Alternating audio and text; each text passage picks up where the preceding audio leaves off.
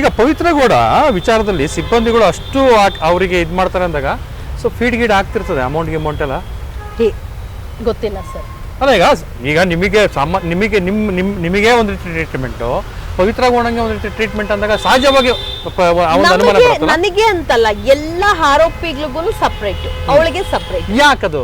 ಅದನ್ನ ಯಾಕೆ ಅಂತ ಆ ಜೈಲಿನ ಸಿಬ್ಬಂದಿಗಳಿಗೆ ಐಆರ್ ಆಫೀಸರ್ ಭಯಂಕರ ಕೇಳಿದೆ. ನೀವು ಕೇಳಿದಾಗ ಏನಂದ್ರು? ಕೇಳಿ ಜಗಳ ಆಗಿ ಕುತ್ಕೊಂಡು ಮಾತಾಡಿ. ನಾನು ರನ್ಯಾ ಒಂದ್ಸಲ ಲೈಬ್ರರಿದಲ್ಲಿ ಓದೋಂತ ಸಮಯ, ಬಿಕಾಸ್ ಲೈಬ್ರರಿ ಅಂದ್ರೆ ಒಂದು ಸೈಲೆಂಟ್ ಪ್ಲೇಸ್. ಅಲ್ಲಿ ಬಂದು ಈ ಸುಬ್ಬಿ ಅಂತ ಮಾತಾಡೋದು, ಪೊಲೀಸವ್ರ ಜೊತೆ ಆ ಪೊಲೀಸವ್ರ ಜೊತೆನೆ ಕುತ್ಕೊಂಡು ಇವ್ರು ಚಿಟ್ ಚಾಟ್ ಮಾಡೋದು. ಆ ಲೈಬ್ರರಿನ ಇವ್ರು ಪರ್ಸನಲ್ ಚಾಟ್ ರೂಮ್ ಮಾಡ್ಕೊಂಡ್ಬಿಟ್ಟಿದ್ದಾರೆ. ಬರೀ ಇದೆ ಬೆಳಗ್ಗೆಯಿಂದ ಸಂಜೆವರೆಗೂ ಇವ್ರ ಟಾಪಿಕ್ಸ್ ಅಲ್ಲಿ ನಡೀತಾ ಇರುತ್ತೆ. ಲೈಬ್ರರಿ ಏನಕ್ಕೆ? ಅಂಡ್ ಅಲ್ಲಿ ತಿನ್ನೋದು, ಲಂಚ್ ಟೈಮ್ ಅಂತ ಲಾಕ್ ಮಾಡ್ತಾರೆ. ಆ ಲಂಚ್ ಟೈಮ್ ಅಲ್ಲಿ ಲಾಕ್ ಯಾರಿಗೆ? ಬೇರೆಯವ್ರಿಗೆ ಮಾತ್ರ. ಆ ಟೀಚರ್ಗೆ, ಪವಿತ್ರ ಗೌಡಗೆ, ಅಲ್ಲಿರೋರ್ಗೆ ಲಾಕ್ ಅಲ್ಲ ಅದು. ಅವ್ರು ಲಾಕ್ ಹಾಕೊಂಡು ಒಳಗಡೆ ತಿನ್ನೋದು.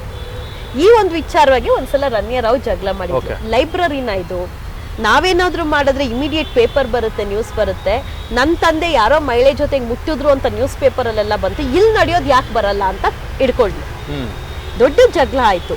ಅಂಡ್ ಇವಳು ಅದೇ ತರ ಮಾಡ್ತಾ ಆ ಜಗಳ ಆದೋಗ ಬಂದ್ಬಿಟ್ಟು $3 ನನ್ಗೂ ರನ್ಯಾಗೆಲ್ಲ ಬಿಟ್ಬಿಡಿದ್ ಇಲ್ಲಿಗೆ, ಅವಳು ಜಡ್ಜ್ ಹತ್ರ ಹೇಳ್ತೀನಿ. ಏನ್ ಜಡ್ಜ್ ಹತ್ರ ಹೇಳ್ತಾಳೆ? ನಾವ್ ಹೇಳಲ್ವಾ ಜಡ್ಜ್ ಹತ್ರ? ಇಲ್ಲಿ ಜಡ್ಜ್ ಏನ್ ಕೊಡ್ಬೇಡಿ ಅಂದಿದಾರೆ ಅದೆಲ್ಲ ಸಿಗ್ತಾ ಇದೆ, ಜಡ್ಜ್ ಏನ್ ಸ್ಟ್ರಿಕ್ಟ್ ಮಾಡಿದ ಅದೆಲ್ಲ ಸಿಗ್ತಾ ಇದೆ.